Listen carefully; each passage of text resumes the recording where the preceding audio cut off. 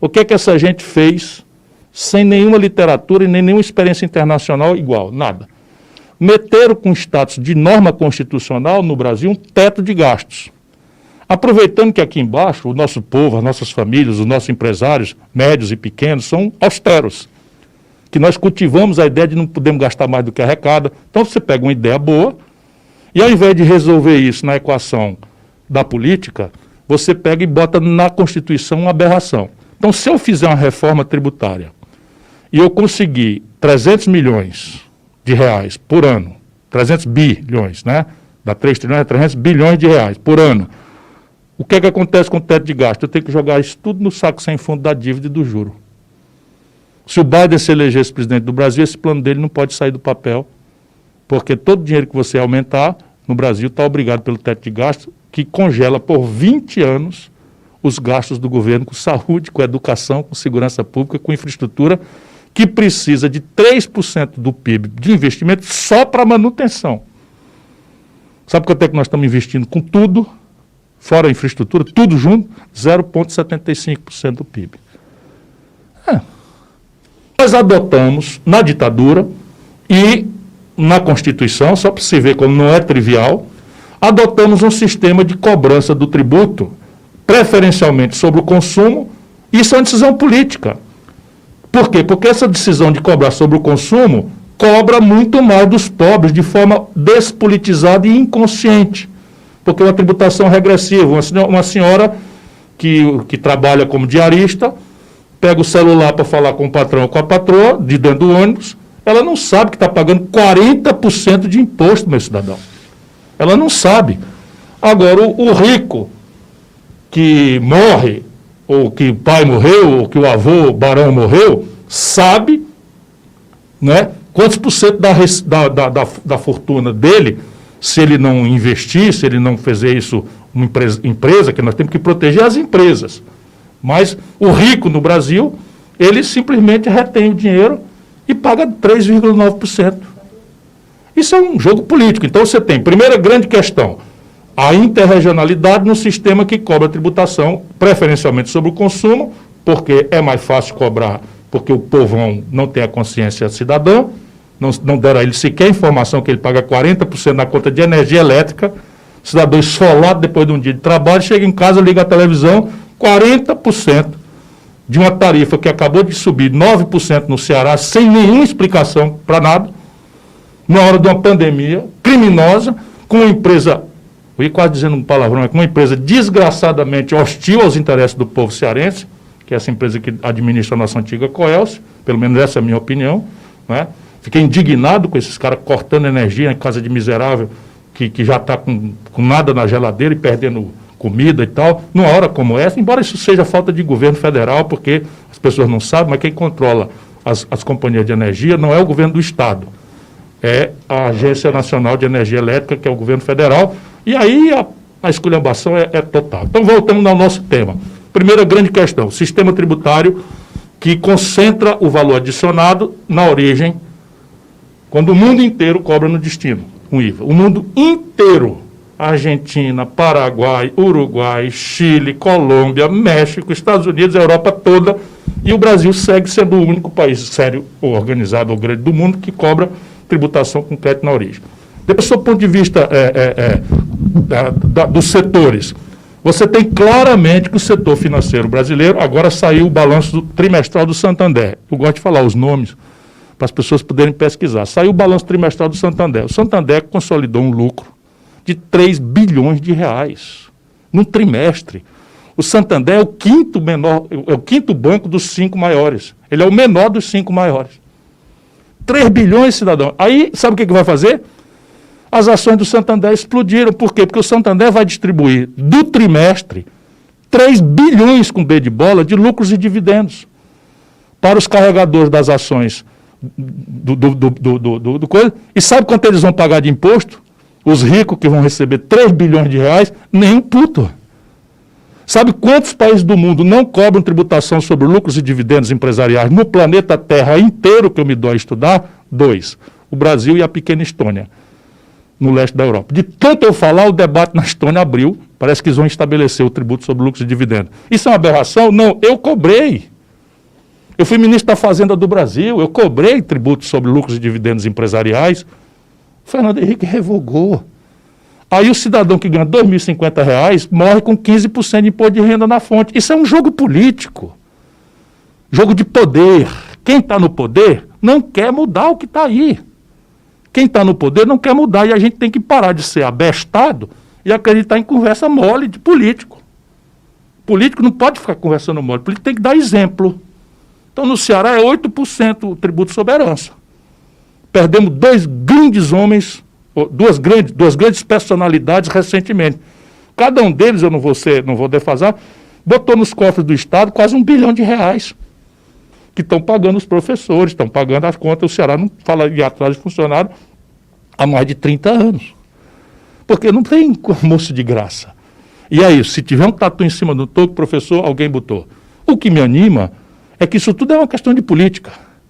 Porque o Congresso brasileiro, ele tende a ser objeto dos lobbies e grupos de pressão. Porque o povão está em casa, não chega lá, em Brasília. Mas se o presidente da República mantiver o povo na jogada, eles votam. Eles votam, eles não votaram o aumento de carga tributária do Fernando Henrique. Por quê? Porque o Fernando Henrique tinha um realzão atrás dele, ele dizia, ô, bota isso aqui, o real vai-se embora. E vai criando uma dinâmica, passou.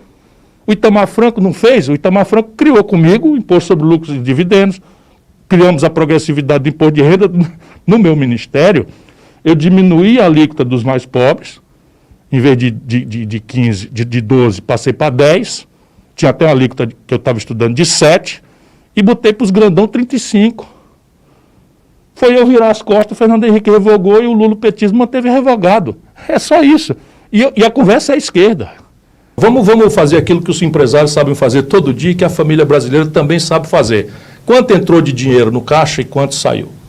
Olhando quanto entrou de dinheiro no caixa brasileiro, do Tesouro, e quanto saiu este ano, 12 meses para trás, nós temos o maior rombo em contas públicas da história brasileira, por 5 vezes o pior que já tivemos lá atrás. São mais de 900 bilhões com B de bola de reais de déficit primário na história brasileira. Quando você tem um déficit primário desse galope, para onde é que ele vai? Ele vai para a dívida. E a dívida brasileira, pela primeira vez, ultrapassou o sinal amarelo de 90% do PIB e vai alcançar, dentro de mais ou menos 8 meses por esse galope, algo ao redor de 100% do PIB.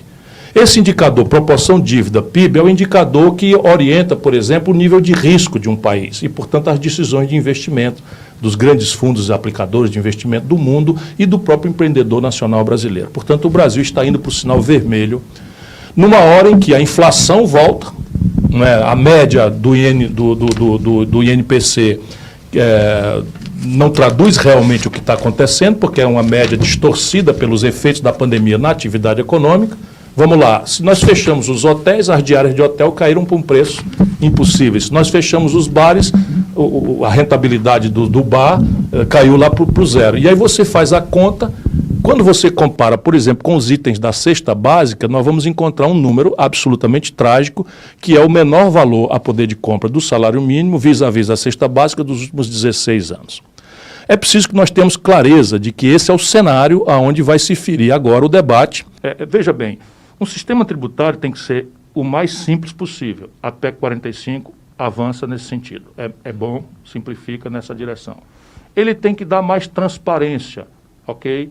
Esse também ajuda um pouco. Ele tem que atenuar, ou tem que ser neutro, buscar neutralidade do seu ponto de vista das diversas hierarquias. Nesse ponto também ele avança quando unifica. Mas ele tem um drama, que é a regressividade.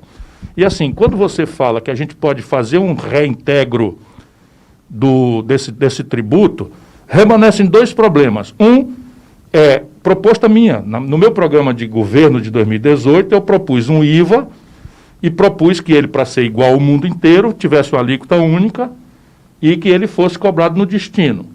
E a população mais pobre deveria receber de volta, mediante simples e puramente o cadastro unificado do Bolsa Família, o cadastro social, que a gente tem capacidade de fazer, receberia mediante a devolução de notas fiscais ou pura e simplesmente um valor nominal, que seria o embrião de uma renda mínima de cidadania, que eu advogo que nós vamos ter que fazer, especialmente porque a empregabilidade das pessoas sem qualificação profissional, com o 5G, vai simplesmente ser destruída. Nós estamos falando de milhões de pessoas inúteis para as novas práticas produtivas que precisam comer e criar seus filhos com o mínimo de dignidade e decência. Portanto, eu estou completamente a favor disso. Entretanto, quero advertir que, como cearense e como preocupado com os desníveis regionais profundos da vida brasileira, esse sistema, a PEC 45, destrói a nossa condição de fazer política de retenção de investimento. Não é nem de atração mais, é de retenção. Por favor, processe o argumento. O Ceará hoje é o maior exportador brasileiro de calçados. Nós não somos sede da matéria-prima e não somos sede do mercado consumidor. Se esse sistema acontecer, simplesmente, estou falando do Ceará, mas é o Nordeste, é o Centro-Oeste, é o Norte, por exemplo, o polo industrial de Manaus, que é 8% da produção industrial brasileira. Aí bota lá um artigo protegendo o polo industrial de Manaus, mas como é que faz, como é o contencioso disso? Então, tudo bem, simplifica, diminui a questão e tal, mas fica longe de resolver o problema. E a queda de arrecadação dos estados de origem, como é que vai compensar? Com um fundo compensatório em que o Ceará vai cobrar e vai devolver para São Paulo? Isso não existe, desculpa, mas francamente isso é absolutamente indefensável, seja a pretexto do que for. E aí eu queria ouvir do professor Ciro qual seria esse melhor modelo, né? Ele já comentou bem como seria o modelo ideal, qual seria o melhor momento, se esse momento é o momento ideal para a gente fazer essa mudança, e também qual seria a melhor forma de aprovação desse projeto, porque a gente tem um Brasil muito complexo, a reforma tributária ela vem centralizar muito no ente federal, tirando um pouco a autonomia dos entes municipais e estaduais, e esse Brasil tão complexo que cada estado, cada região tem uma necessidade, e como é que a gente consegue fazer com que esse projeto ande. E também queria comentar que dia 27 de maio, a CDL Jovem vai organizar o DLI, que é o Dia Livre de Impostos, é um evento nacional, capitaneado pela CDL Jovem Nacional, que acontece no Brasil todo, vai ser realizado dia 27 de maio, é um evento de conscientização para conscientizar a população, o consumidor, quanto que se paga da alta carga tributária. Então, o varejo vende produtos com o respectivo desconto da carga, mostrando quanto o poder de consumo o contribuinte perde, e esse evento vai acontecer no Shopping Guatemi, no Shopping Eusébio, e no aplicativo Pensou Chegou, que é o aplicativo do Sindrest. O Brasil teve 2 absolutamente generosos, mas eu acho que o melhor momento, por um argumento inverso, e eu tentarei explicar com a brevidade necessária, é esse agora. Não dá mais para adiar. Mas veja assim, quais são os momentos generosamente favoráveis que nós jogamos na lata do lixo por politicagem e por falta de projeto? O primeiro momento do Plano Real. No primeiro momento do Plano Real, nós tínhamos força política, né, para fazer, e uma carga tributária muito baixa relativamente ao que nós temos hoje. Vou dar o número novamente. Nós tínhamos uma carga tributária de 27% do PIB. Se a gente tivesse feito organizadamente, né, a reforma naquela data, nós poderíamos ter evoluído para 30% do PIB, tirando 1,5% do PIB livres para investimento e 1,5% do PIB para também, deprimindo a dívida, aumentar a capacidade de investimento do Estado e suprimir a pior cunha, não é a tributária sobre o empresariado. Ela é terrivelmente prejudicial ao empresariado. Mas o pior câncer na vida brasileira é juro alto. É juro alto. O Honório aqui, no supermercado Pinheiro, que vale a pena, é da boa vizinhança, o Honório aqui ele tem que estar o dia inteiro fazendo o estoque dele circular, porque senão ele está perdendo dinheiro na veia. E é muito mais dinheiro do que a carga tributária, que é mais visível. Em qualquer país do mundo que tenha 35 anos de juros reais na ponta, maior do que a rentabilidade média dos negócios, não sobrevive.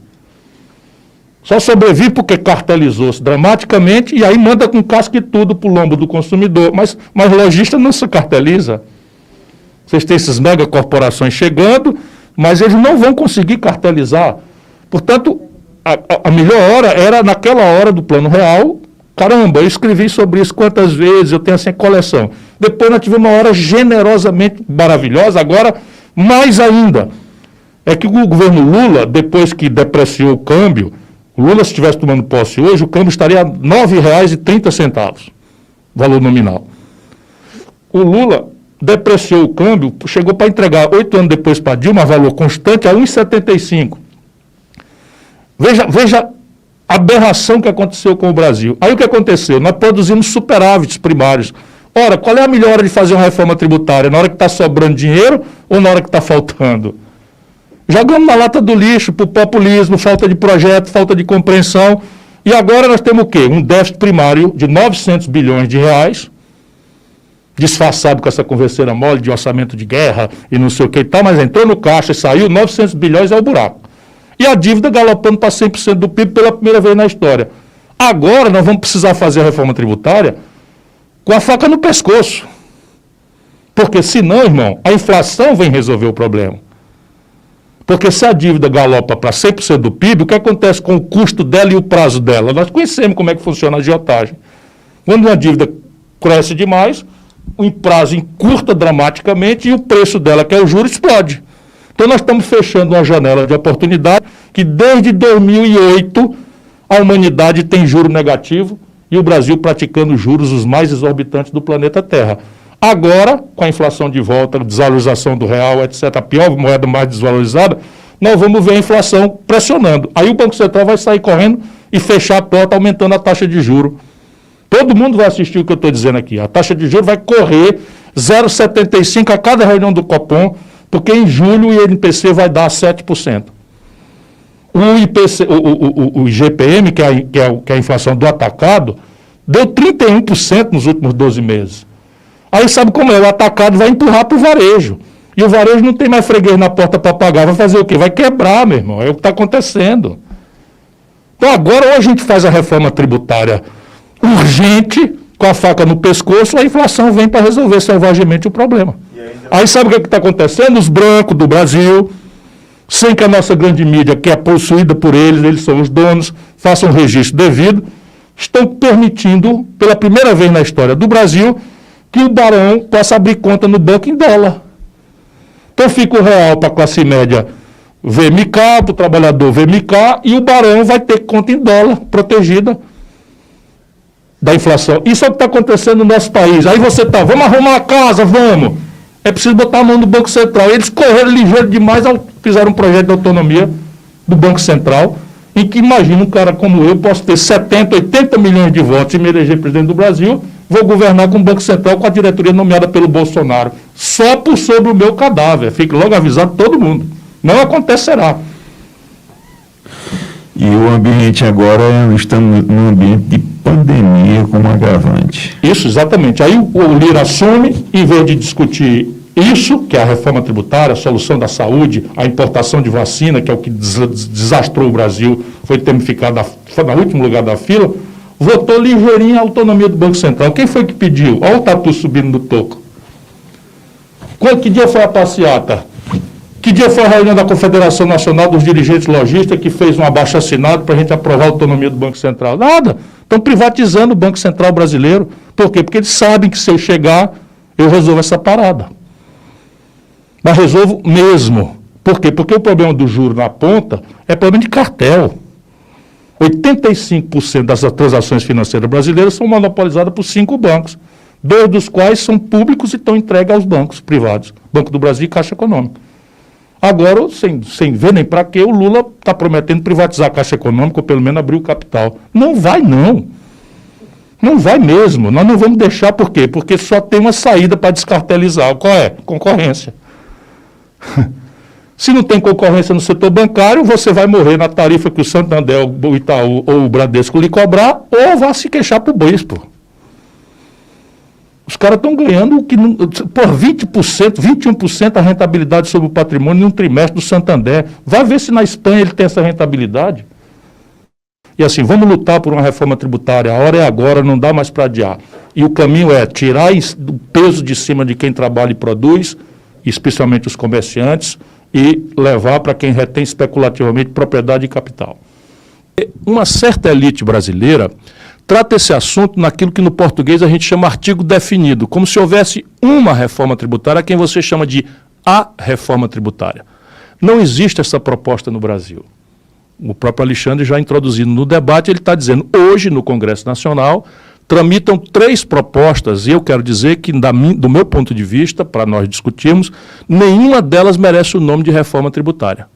Todas merecem o nome de modernização, de simplificação do sistema tributário, mas elas não ferem, como eu tentarei demonstrar, o âmago do assunto. Qual é o âmago do assunto? Um sistema tributário, ele deve ter simplicidade, para que haja transparência, para que haja neutralidade. Quando ele incide sobre as atividades econômicas, ele não pode distorcer a competitividade de nenhum setor vis-à-vis o outro e nem a competitividade sistêmica do país frente à competição internacional crescente em terceiros mercados e no mercado doméstico brasileiro pelo nível monstruoso, nunca visto, de importação que a economia brasileira hoje está fazendo.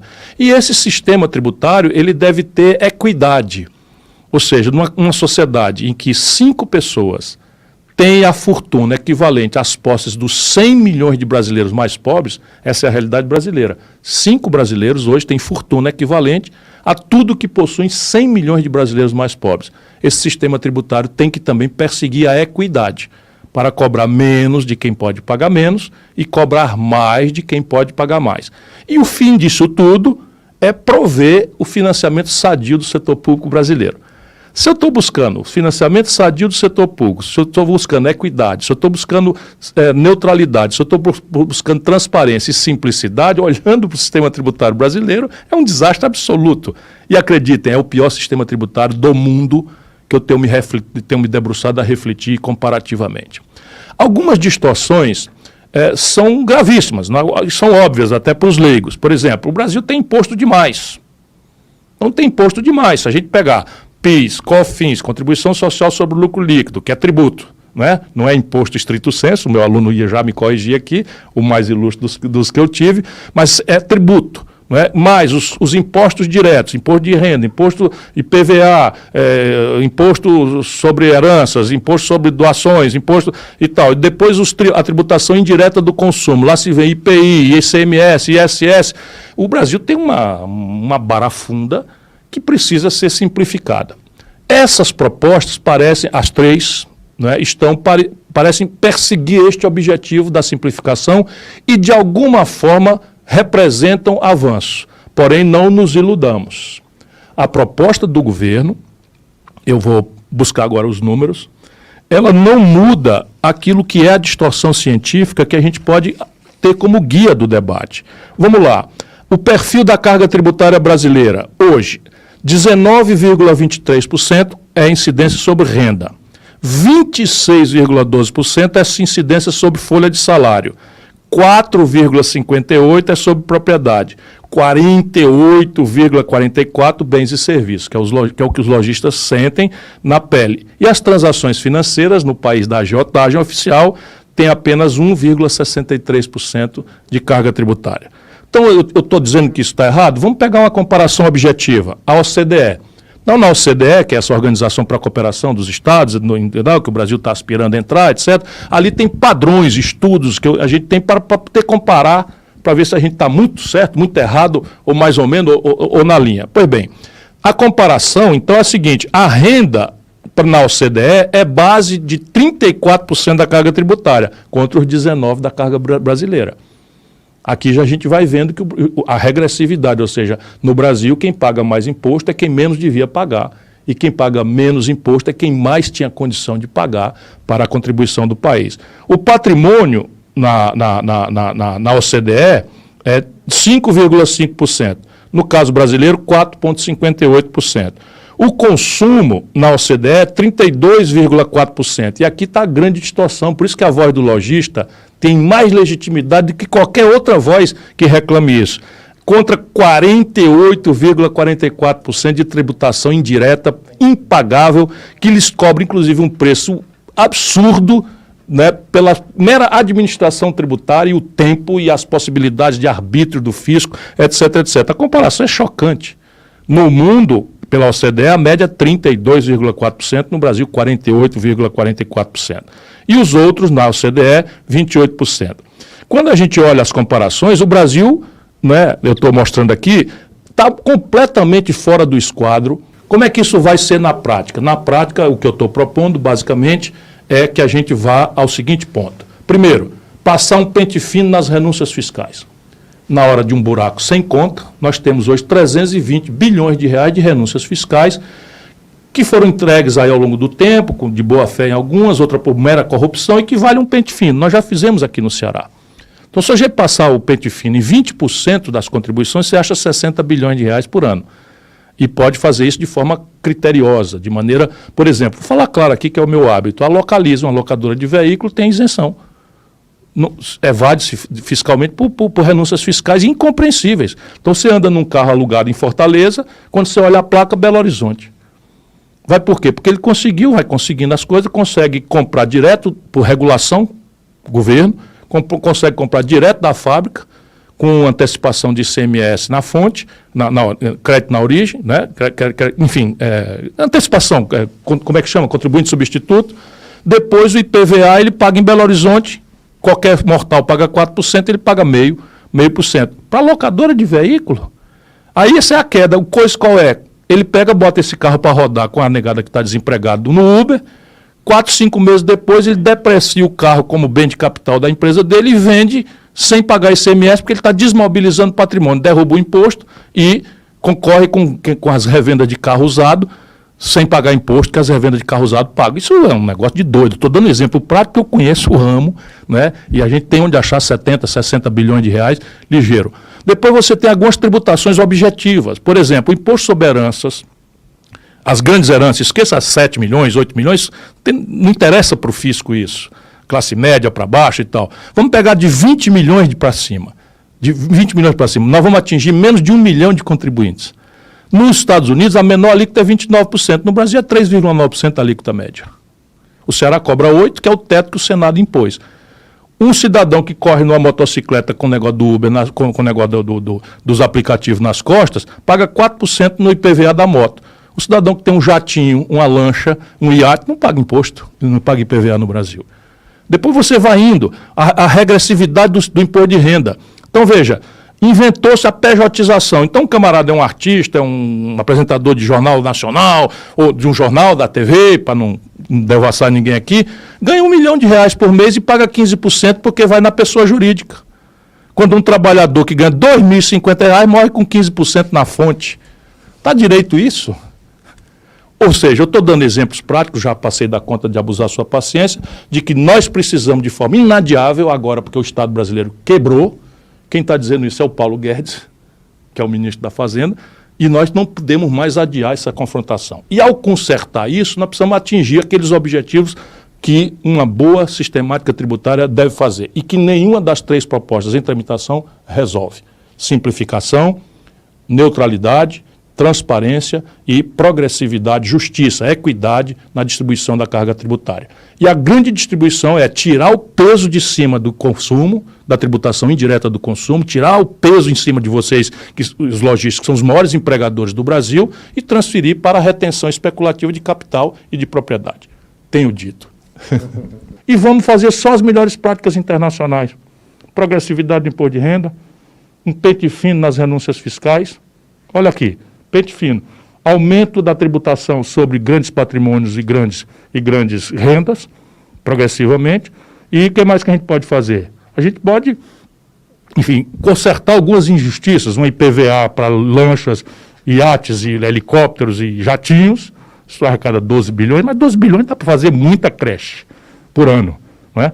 Mas eu acho 300 bilhões ligeiro demais, se quiser aqui, eu acho 300 bilhões ligeiro demais por ano. Se a gente tiver plano, 300 milhões por ano dá, em 10 anos, 3 quanto? 3 bilhões, não. Não, 300 milhões por ano vezes 10 anos dá 3 trilhões. 3 trilhões. 3 trilhões a gente muda o jogo do Brasil para valer.